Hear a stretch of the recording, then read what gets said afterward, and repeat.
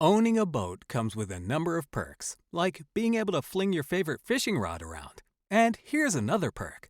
Geico's boat insurance covers your boat and your belongings. And with specialist support from agents that are as passionate about boating as you are, there is so much value that you'll want to high-five someone. But not while you're holding your fishing rod. That's a prized possession. So hold on tight with both hands and keep it covered through boat insurance. Get more with Geico. My name's Adele Onyango, and welcome to another episode of Legally Clueless. No, seriously, I have no clue what I'm doing, but I'm pretty sure I'm not the only one. Hey you, welcome to episode 317 of Legally Clueless. Thank you for rocking with the podcast. If you're an OG member, love to you. And if you're a newbie, welcome. This show is out every single Monday. On Wednesdays, we have another show altogether, and on Fridays as well. So make sure you subscribe on whatever podcast streaming platform you're listening to this on. And make sure you also subscribe to our YouTube channel because there's tons of inspiring stories and shows over there that you just don't want to miss out on. A link to our YouTube is in the show notes, as well as a link to our website where you can officially sign up, join the family so you can get weekly letters from me. This is what's coming up a little later in this episode. The only other bit that really made me so mad was when this chick from City Mortuary came to collect the babies. So I was in my ward. It's actually the next day. I was in my ward. So I'm sleeping there, and this is the door. So she knocks. She says, "Mercy." I'm like, "Yeah, alinirushia receipt." And I noticed she was carrying my baby in a garbage bag, the black ones. But throwing that receipt at me was so dehumanizing. I said, "Yeah, she's gone, but I am so vulnerable at this point. I need the most love and the most care." That's part 2 of Auntie Jemima's story. If you have not listened to part 1, please go to the previous episode first, because then you're not going to understand what's happening in this episode. However, before we get there, I hope you are doing good. I hope you're well and in good spirits. I am resting. I keep on reminding myself of the quote that has become one of my favorite quotes, that rest is fuel, not a luxury. I was literally telling my manager yesterday that these last 2 weeks, I've been so much slower, and it's like my body is like begging me to just like give it a break. I was trying to justify why I needed the break. Like, oh yeah, actually January, February, and most of March has been quite hectic work-wise. And later on, I was like, sister, you do not have to justify rest. Like, just listen to your body. It needs a timeout. It needs guilt-free rest. So that's what I've been doing. I've been spending more time in my garden. My maize is ready, so I've been harvesting that. In fact, I need to boil what I harvested this morning. I harvested cabbage. I had planted too much cabbage. But you know what? I decided to be taking whatever extras I have to a women's shelter. So I'm not going to change the proportions of how much food I plant. I'm just going to make sure that a particular women's shelter gets nice, organic, chemical-free food from my garden. And I was just like, thank God, that makes sense. My bell pepper is thriving.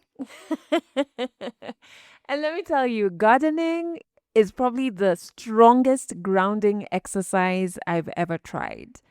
It completely just brings my anxiety down, all the way down. Another thing I want to tell you before we jump into part 2 of Auntie Jemima's story, away from my veggies. I recently got to spend time with a woman who was asked to do an investigative journalism piece. And this was her first time pursuing journalism or going undercover. She was not a journalist before. She had always wanted to be a journalist. In fact, her 9-to-5 is leading this incredible organization that uses arts, so be it visual arts, music, theater, media. They have a podcast. using that to push for better governance. So that's her 9 to 5. So when she was approached to, pursue this investigative journalism piece, she was like, what? But she was a little afraid, but she went ahead and did it. And I'm so happy she did, because she went undercover and ended up uncovering a child trafficking ring that was working across East Africa. Yeah. She is kind of incredible. And I got to feature her on our YouTube channel. Her name is Njeri Mwangi, and in the show notes is a link to her feature. Go watch it, share it with everyone you know, because I feel like African women like her, who are doing incredible work, need to get their stories heard. So once you're done with this episode, go and watch that one. Back to this episode, we're going to listen to part 2 of Auntie Jemima's story on becoming an angel mom. So where we left off is she's having complications with her pregnancy. She's rushed to hospital and they're having a hard time finding the baby's heartbeat. 100 African stories on Legally Clueless. Stories from Africa.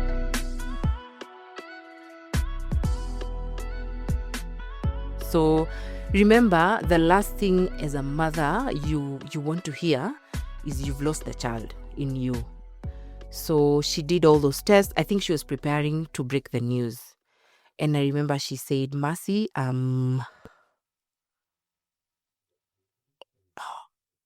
yeah. She told me, Mercy, unfortunately, there's no fetal activity. And I have had so many highs in my life, my career. I had experienced lows with cyberbullying, but nothing compared to what I felt that day. And that period, I went into healing, because carrying a child to 34 weeks or even 1 week and then losing that child is a pain I'd not wish on any woman, because you start bonding with that child the moment you conceive. The moment you're told you're pregnant, you start even talking to that child. I had planned so many things. I had bought so many beautiful clothes. I remember my photographer then said he had bought so many onesies written. They had those quarantine codes saying, I am proof that mom and dad did not social distance. She had bought me so many clothes, onesies saying, I am a quarantine baby. And they were so beautiful. But now going into hospital and being told that you've lost a child, it really crushed me. And I remember I broke down. I cried so much. So my boyfriend now, he just left. He walked out and went outside and cried a good one. I think he didn't want to cry in front of me, but he came back. So later when we talk about it, he told me he went and asked God, why would you let that happen when I just came into her life? Like, how am I supposed to even be there for her? Like, I was willing to be there for her and the child. Now she's lost the child. I am the one now. He had so many questions. And so I called my dad. I called my mom and her phone was off.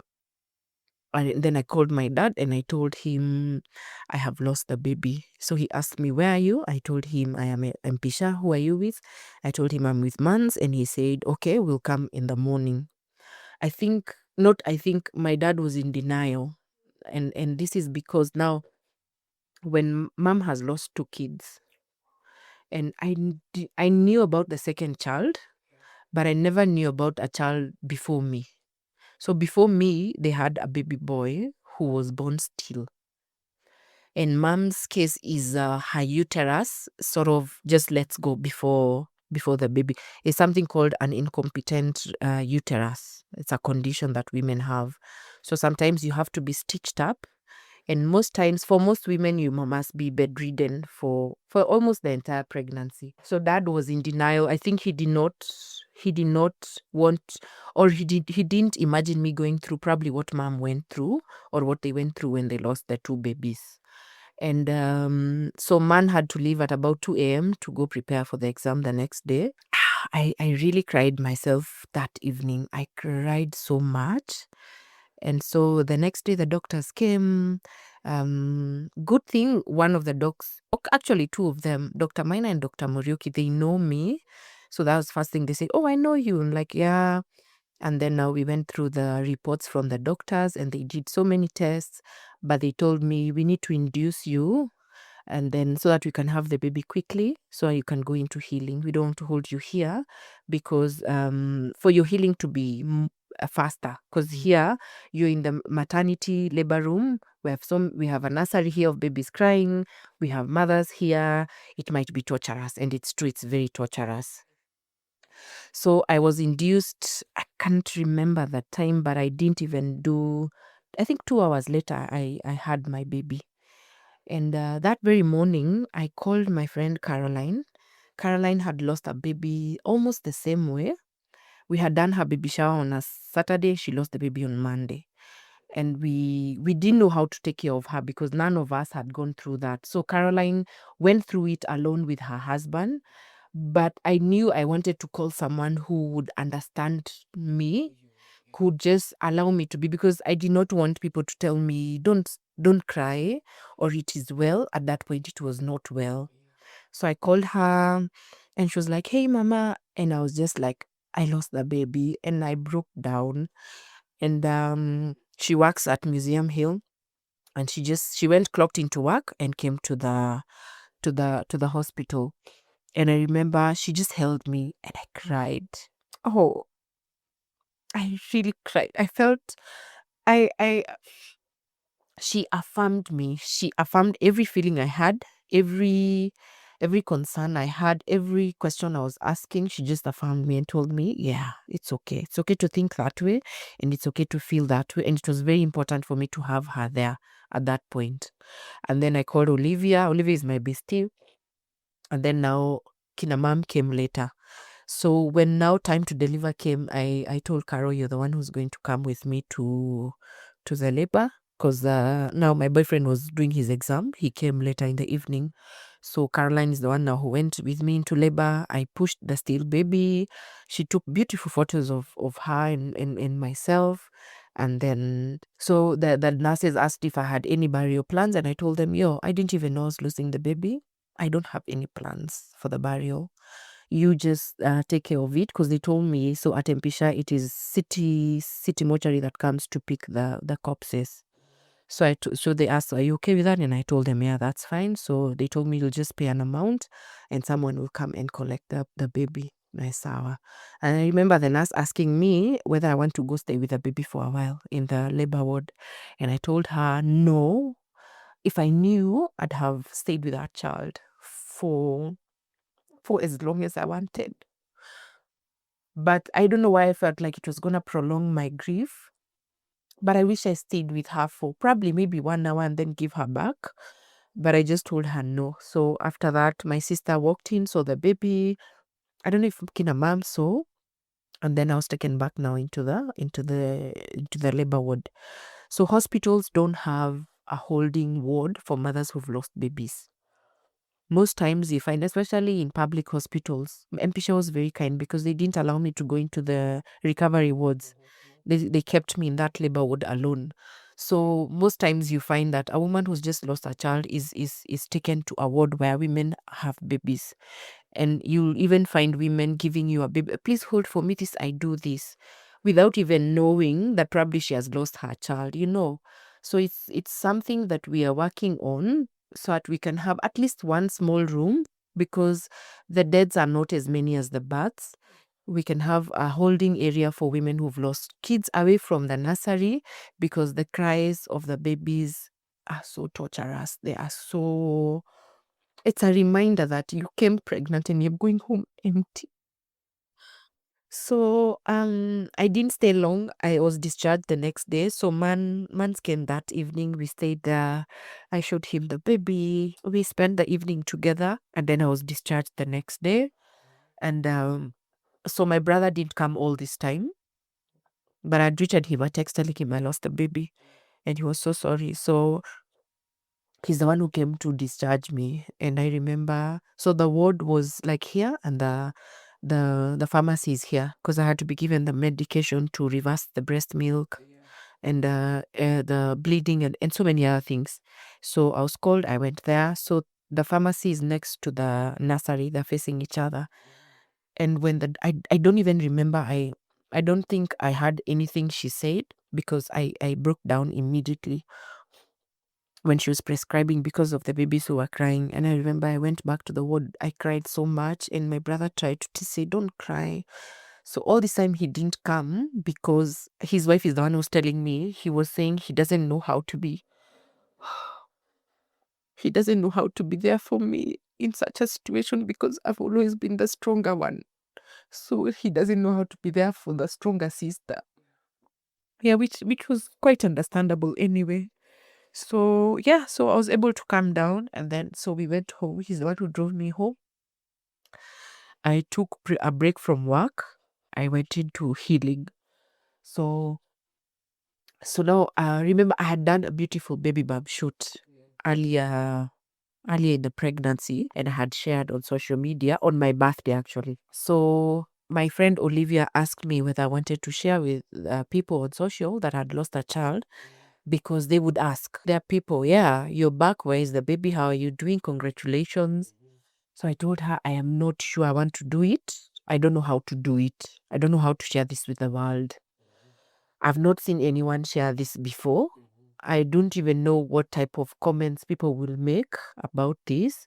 So I told her, I'm not sure. But she told me, I think it's important for you to do it. It will ease in your healing.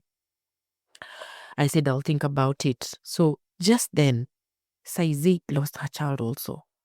And sending him more grace size 8. And she posted. I think that was the sign I needed, or that was the courage I needed. Seeing someone else post and go through the same pain I was going through was all the courage I needed. So 3 days after I was discharged from hospital is when I posted. I posted one photo from the baby bump shoot, and I said that my baby girl arrived at 34 weeks, but she was sleeping, and I'll be going into I'll be taking a break to go into healing for as long as I can. I'll be back. And I received so much love from Kenyans, from women in the media. Some of them called to tell me they've gone through the same and they've been able to have babies. And I'm like, yo, really? So how come nobody shares these stories about maternal loss for others to stop feeling like it's something is wrong with you, you know? But anyway, they had their own reasons. But just that realization that a lot of women have gone through was also a healing, part of my healing. And then now so many women now started sharing their stories in my inboxes. Some had lost the same day with me because of different reasons, others because of these other reasons. And I remember I was telling my boyfriend, like, yo, Aish, we need to just have a community of women to just talk and share, because sharing is healing. So I opened our subgroup for a few ladies. No, sorry. So before that, I did not check my messages again. I went into healing. I went for therapy. Immediately I left hospital. Pisha were very kind to offer counseling sessions, but I told them I've already contacted my therapist and we have already scheduled a session. I was a stranger. I think I keep saying I was a stranger with strangers because I was not prepared. I was just told we need to induce you so that you can have this baby as fast as possible, so that you can go home and start the healing process, because this place will not support that process. We have a counselor, yes, but we don't have an area where we can hold you to go through the healing process. So after, yes, I gave birth vaginally. I only pushed twice and the baby was here, very still. And I remember Dr. Maina telling me that, was it Dr. Maina or Morioki? One of them saying that baby's skin had already turned white. So the baby had died 2 days before. Yeah, so they were asking, did you feel movement? Yeah, but they told me it's probably psychological, because after you give birth, sometimes you even feel kicks, even after giving birth. So it was probably psychological. But thinking about it, there's a day I woke up and the whole tummy was on one side, like a day before. So now thinking about it later, I was like, yeah, I should have noticed that. But anyway, it's the last thing you think about when you're pregnant. So what I only appreciate about a nurse called Mary is she handled my baby with so much care. She wrapped the baby as if the baby was living. She handed me the baby. She allowed me to take photos, and she offered for me to stay with the baby for a while. I just didn't want to. Yeah, so that part was handled very well. The only other bit that really made me so mad was when this chick from City Mortuary came to collect the babies. So I was in my it's actually the next day I was in my ward. So I'm sleeping there, and this is the door. So she knocks. She says, "Mercy," I'm like, "Yeah, alinirushia receipt." And I noticed she was carrying my baby in a garbage bag, the black ones. But throwing that receipt at me was so dehumanizing. I said, "Yeah, she's gone, but yo, I am so vulnerable at this point. I need the most love and the most care." That was one bit I said I'll probably address it with them later. But I know there's a nurse that works at Waridi who's now doing those things very well. She even prepares where you can I don't know what it's called, where you can have the baby's foot placed on that thing that looks like clay. So you can take memories of their foot, of their feet, their hands. She prepares that for you now. Now it's modernized. People can do that. So yeah, so that was the only bit that really hurt about that. We ought to do it better. We know you're going to dispose, yes, but don't show us. Carry that child the way we carried them, with so much love. And then now you can do whatever you're doing outside of there. And even for moms who can, I'd say maybe just do the burial however you want. You can take the baby and do your own ceremony at home or wherever you want to do it. It is that send off probably will give someone closure and better healing. So yeah, so I took a break and I went into, after I posted, I got so much love, but there was also the other group of alitupostia, aliattract machombaya, because your baby bump was all over social media. And nobody has been able to hide a 9-month pregnancy. I've not seen anyone do that. And then I keep asking people, kwani these bad eyes, they don't get to kina Rihanna? Because kwanza her pregnancy is always outside, you know. And then they don't get those bad eyes. Those bad eyes only exist in Africa. Superstitions, traditions, cultures. We love them. That's why we are African. However, some are very backward. Rather than having discussions on why women are losing kids or dying at maternity, we are just vocalizing bad eyes and witchcraft. Rather than addressing real issues like gestational diabetes, I didn't even know there was something like that. Like, you get diabetes when you're pregnant, and when you're done with the pregnancy, it goes. It comes as a result of, now let me tell you, once you get these conditions, you become a doctor. I don't think there's anyone who knows gestational diabetes like I do. I Googled the diabetes center at Mpisha is really good because they explained to me so well. And the first thing the guy at the diabetes center told me is, it's not your fault. When you're pregnant, your placenta produces hormones. So these hormones interfere with the work of insulin. The work of insulin is to regulate blood sugars. All right. So when the work is interfered, insulin is not able to regulate the sugars. So you find that most of the times your sugars are very high. Like me, I was taking sweet things because, cravings. I needed energy for the show. So I'd take a soda almost every day. All right. So now my sugar levels were very high. And because we didn't catch it in good time, when the baby now starts feeding on sugars, it's like you're feeding the baby on junk in the system. So what do? When you eat a lot of junk, you become very big. When you become very big, you might tie yourself with a cord and na ushindwe kujitoa, mtoto ashindwe, the baby is unable to untie herself because there is no space. Or so they can either die, like in my case, or you could give birth to a live baby and the baby will die almost immediately because they were used to feeding on sugars, but now they're feeding on milk which doesn't have sugars. You see the way they say withdrawal syndromes, the baby suffers withdrawal syndromes now, then they die after. And after you give birth, now remember, you give birth, you also push the placenta out. So it goes with the hormones. So if you test immediately after, you don't have gestational diabetes anymore. However, You also need to check your family history. If you have diabetes in your family, you have high chances of getting the gestational one. And if you get gestational diabetes, your chances of developing diabetes in future are also very, very high. So yeah, I learned so much. I was able to also help one or two women with that information. And I went now into healing. I went into the healing process, therapy, and then I took a drive with my sister to a place in Old Jorok that has a beautiful cabin. Stayed there for a few days, came back, stayed a few more days. But I realized the more idle I stayed, the more it kept the mind. So I asked whether I could go back to work, and they said, if you're good to go, then we are happy to have you. This is after, I think it was after a month when I was able to get, but now on radio, not on socials. And I remember that time I went into healing. That time we traveled, I posted a few Insta stories of that cabin because it's so beautiful. I'd never gotten so many views on my Insta stories like I did on that day. Like people checking, how are you doing, auntie? Is everything okay? How are you faring? It was a nice time to be checked on by people I don't even know. And it was also a nice time to receive so much love from people. Yeah. But now, after I came back to work, we lost a journalist from Media Max. She had done her baby shower that weekend, and then on Monday, she lost her life. And I remember the conversation on all social media platforms was baby showers. Ati, ladies, you need to stop doing baby showers. Ladies, you're attracting bad eyes. Ladies, you're doing this.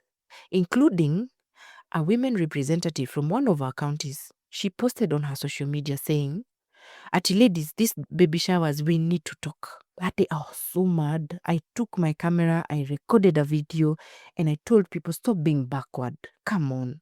Rather than having these discussions on why or the medical reasons why women are losing kids, we're here saying it's baby showers.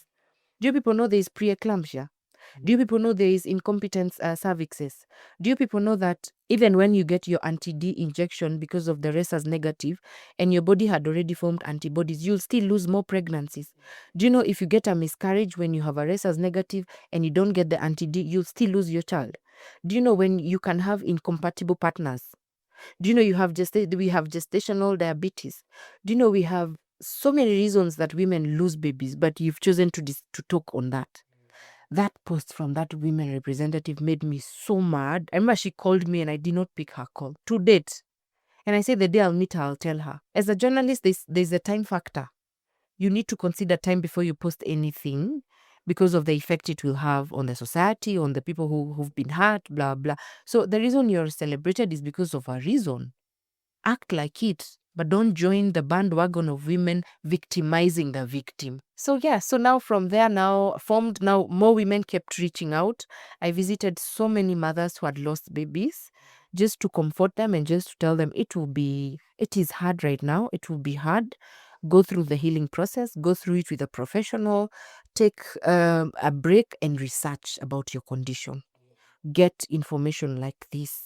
So that even when you go to the doctor, you're able to question and tell them, I went through this. I don't want to go through this again. Are you able to do this for me? If they can't, go for a second and a third opinion and trust your gut. Always trust your gut. Fast forward. Doc said, so we did few more tests to know, to try and come up with a conclusion on what killed the child. But the doctor said 95% it was the diabetes. So after the healing, I'm still going through it. Now, December, I get so many triggers. So this is the thing. When you lose a child, you're triggered by other people's kids. Innocent babies coming to just say hi to because I have a huge following also from the young ones. So I remember we had gone for a concert at Tigoni, and the babies would come say hi to auntie. And I remember I used to cry so much, asking God, why couldn't you just let me have my child celebrate me the way these ones are celebrating me? I don't know which celebrity it was. I think it was, I can't remember her name. She got pregnant and I cried. I asked God, Yani, I was undeserving.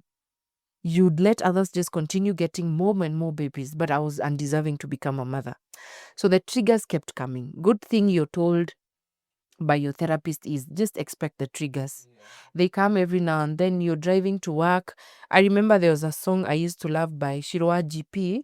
It's called Miakai Komi. The song says in that I know God will come one day, and when he comes, he'll come like he came 10 years ago, because he'll come fully loaded with your blessings. So this time I've gone back to work. I had my own show on Sundays apart from Drive, and I remember playing that song on air and I broke down. And I remember there's someone who noticed my voice was shaky because I just back announced the song and put on another song immediately. And someone said, "Ay, Auntie Kwani unalia." That day was so messy. So triggers kept on coming on, but now we'd handle them head on. But I always tell people, just go through them. They're important. Go through don't numb your pain. You when you numb, you pile it up like trauma. It comes back later.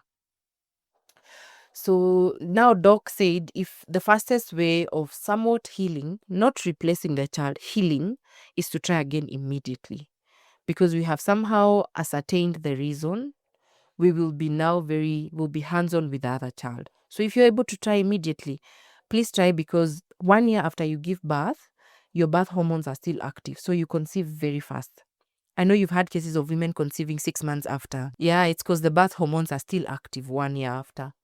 So I was very afraid. I honestly did not want to try again, but I wanted to fill the void that I had. And remember now, when you're a public figure, I remember there was a time I'd gone to shoot in public and I could see so many woye eyes. Woye, yeah, the baby died. I remember we finished shooting and we went home. I told guys, yeah, pack up, let's go home. My friend asked me, are you okay? I was like, yeah, I'm okay. But then later on, I told her I could see so many woye eyes on me. So the first way, I really wanted now that void, but I was afraid of going through the same ordeal with another child. Yeah, but we didn't even try. It just happened. Because now I'm healed, I'm okay. We are still in the relationship, and then now 3 months later I conceived again. Yeah, now with the boyfriend now. So 3 months later we conceive. I'm scared. I missed my period. Tested, it was invalid. The strip test was invalid. I was like, yes, I'm not pregnant. Please let it remain invalid. I now did the blood test. The blood test now confirmed it was positive. And wow, I was so scared. I remember telling the father, and him, he was excited, but me, I was like, yo, I am so scared. And then he was transferred for work. He went from Kabete to Western. Right when I needed him is when he left, because it was my mind, I was overthinking. There was a time I had some blood in the uterus, which is normal, it happens. So you're given some progesterone tablets to swallow to clear away the blood. I was told not to swallow, to insert. So I was told you insert one every evening. But me, I'm not, sometimes I don't listen during that period because my mind is all over. So I was so scared. I was told there's blood. I'm like, the baby is dying. So instead of inserting, I swallowed for a whole month. Fine, it worked. But the doctor asked me. I swallowed instead of inserting. Why? I remember Dr. Maina asking me, so have you been inserting? No, you said swallow. No, Mercy, I said you insert. He told me, no, the ones that are remaining, please make sure you insert. And they cleared within a week. The blood cleared within a week. 24 weeks, we test for the diabetes. And yeah, it comes out positive. So that's another now story of, I was expecting it, but now I am now overthinking, thinking now I will lose this other child again. But doc says we start now with diet. We try and regulate your sugars with diet. So avoid too much sugar. So I was given the ones, come on yogurt, you take the very small one.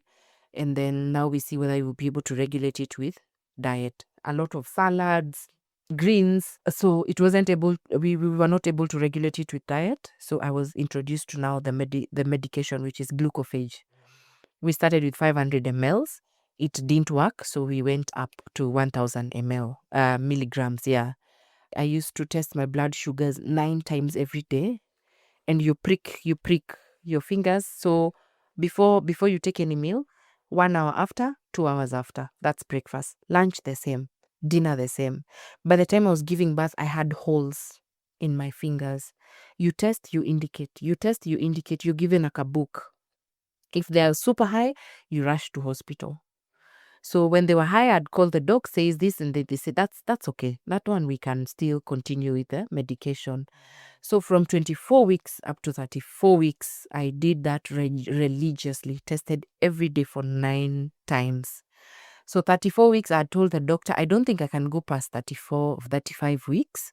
I have that fear of losing that child again. And the doctor said 35 weeks the baby is mature. We'll just give you some shots, I don't remember the name, to mature the lungs faster. That's sawa. I admitted myself in hospital on the 35th week. Doctor said, we can't induce you during the day. I told him, I'm not going home. I'll wait for the evening. Let me stay here. See, I've paid, yeah. So you stay, I'll stay here. You'll come induce me in hospital. I refused to go home. I wanted to give birth. That day we agreed. So on 5th of December is when I was admitted, 2022. I was induced in the evening. My waters broke very early at 6 a.m. the next day. I went into crazy labor. I gave birth at 12:10. The only thing I wanted was the cry of a child because the other baby did not cry. And when she cried, I cried. I didn't want to hold her fast. I just wanted to cry. And I remember just saying, thank you, God. I told the doctors, thank you so much for delivering for me a live baby. And I held her and she healed me. My mom walked into labor 5 minutes after and she told me I changed. I had lots of blood pressure issues also. So I used to test sugars and blood pressure at home because of fear and overthinking and stress. So my face was sort of swollen. But she tells me 5 minutes after you give birth, you are back to normal. Because that baby healed me. That baby cried so much. I think she was also confirming that, yo, I'm here, I am alive, and I'm not going anywhere. And we called her Makeba, the one who brings so much joy. Her name is Makeba Nduta, also named after Miriam Makeba. I am very African and Africa is our business. And I went home the next day. I was discharged the next day. No, 2 days after. Remember the medicine I was given to reverse breast milk the other time. So even this time the body thought maybe you are going to reverse. So my breast milk did not come immediately. Came in after 1 day. So I was retained for another whole day. But now the next day the milk came. And she started breastfeeding. Yeah, again, it was my brother who came to pick us up now. So with the second baby, I also did a baby bump shoot. Very private. I did it in Tigoni. I did not post. I would have posted. However, I was very careful of my mental health now. Because remember, I'm fighting blood pressure. I'm fighting gestational diabetes. I said, I'll just do the shoot because just to enjoy and to show people that motherhood is beautiful and to also have those memories of my shoot, my bum. So now after I gave birth, I posted 1 month later. So I posted the photo of the bum and the photos of the baby. So I told guys, this time 1 month ago, my rainbow baby girl arrived. And guys were like, oh, congratulations. Some had started suspecting because I also didn't shoot a lot of videos during the pregnancy. Yeah. So now the congratulatory messages came. Very also insensitive messages saying, Sunaona, because you did not post this one, now you see you know. But anyway, we forgive them because they don't know anything better to say. Yeah, so it was a lot of love. It was a lot of congratulations. And it was a lot of realizing that there is a huge gap.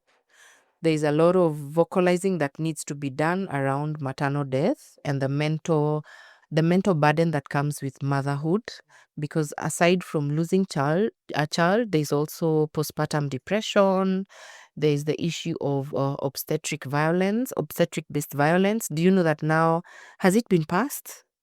I'll have to confirm that now it's recognizable as a crime when a woman goes through obstetric-based violence. These are insults, these are physical beatings, you're denied emergency.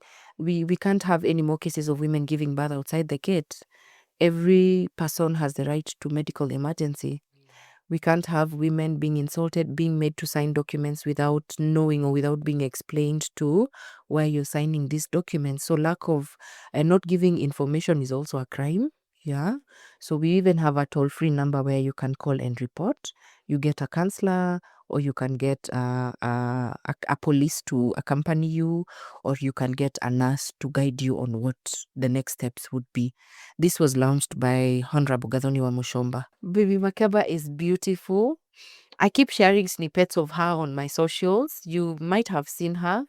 And that joy is also to bring another woman hope that your time will also come and God will bless you and your womb will bless you and will give you as a beautiful baby or even more beautiful. Because I look at that girl and I ask God, yo, Yo, you did well.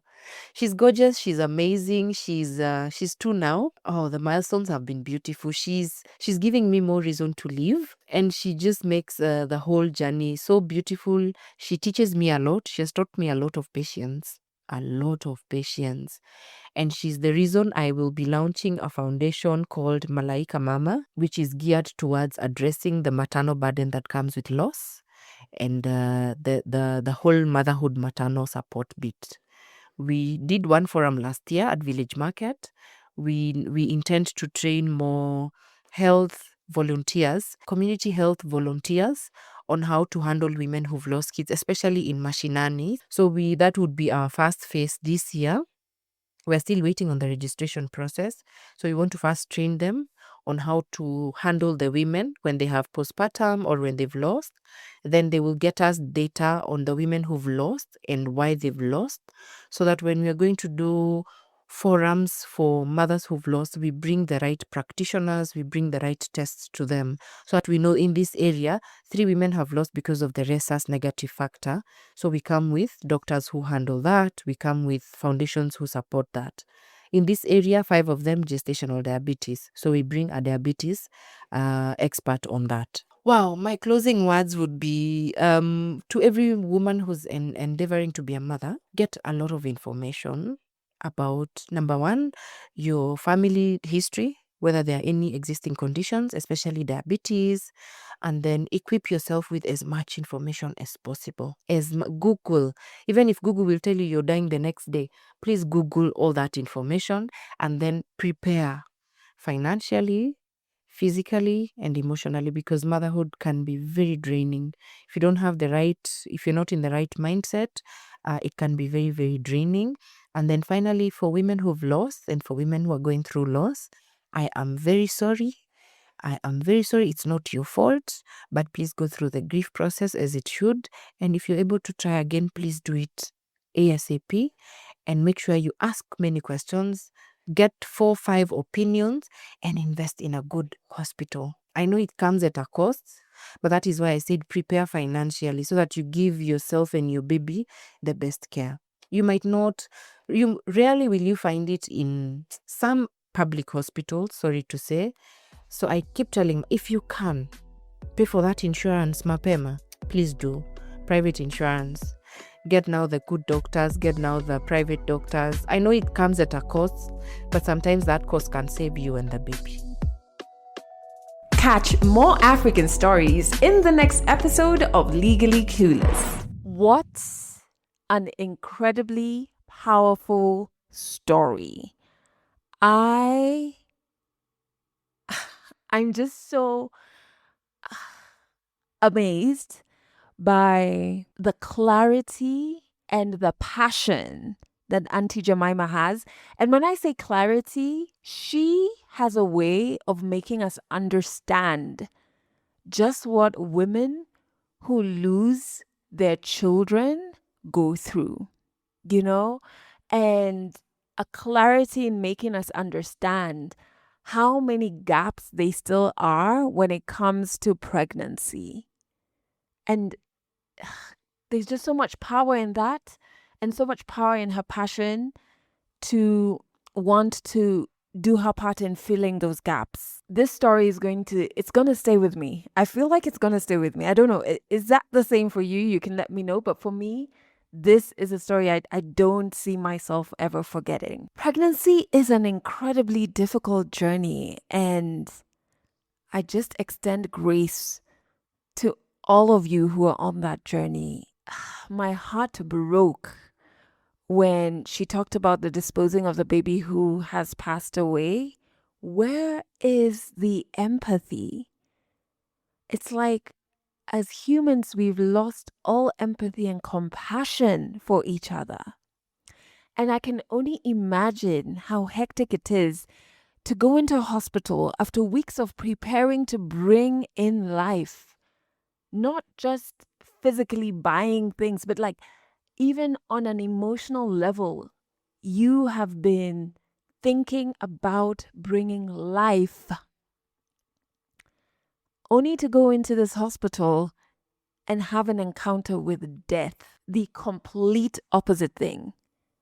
How heartbreaking. I think at that point, I had to pause. I just had to pause. Because can you imagine experiencing that and still hearing babies being delivered, hearing them cry, seeing mothers who walked in with you to the hospital walk out with their babies, and you're there having conversations about, do you want a funeral, or like, what have you decided? What? Heartbreaking. That is the part that really got me. What parts did you connect with, or did you have to pause because it made you aware of something that maybe you didn't know about before? Or maybe it's something you have experienced. Please let me know in the comments. And in the show notes, there are links to Auntie Jemima's social media platforms so you can connect with her, so that when she launches her organization, you're right there to give her the support she needs. Thank you so much for being part of this family, for listening to this episode to the very end. I truly appreciate you, and I believe you have everything it takes to heal. That's it for this episode of Legally Clueless. You can share this podcast with your friends. You can keep it for yourself. I'm not judging. Just make sure you're here next week for the next episode.